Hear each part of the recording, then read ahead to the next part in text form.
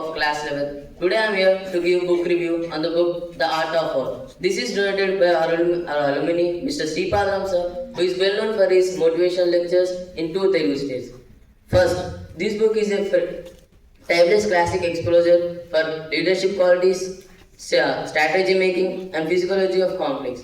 And in this book there are total 13 chapters. The main and important chapter of this book is the sixth one, which is strong points and weak points. Now, here are 5 important points of this book that are success comes from strategy, not strength. The second one is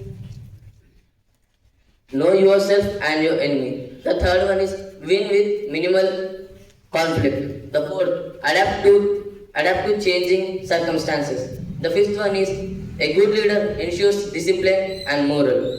And next there is a short story, The General Who Do Not Fight. The story starts like this. There was a wise general. One day he saw enemy forces gathering at his border. Instead of rushing into the battlefield, he studied the land, the weather and the enemy's moral. He learned that they were hungry, tired and unsure of the leader. So he ordered his army to stay hidden and spread rumors that reinforcements were arriving. The enemy forces believed that they were arrived and they ran without a single sword raised up. The moral is the lesson. The greatest victory is the one win without fighting.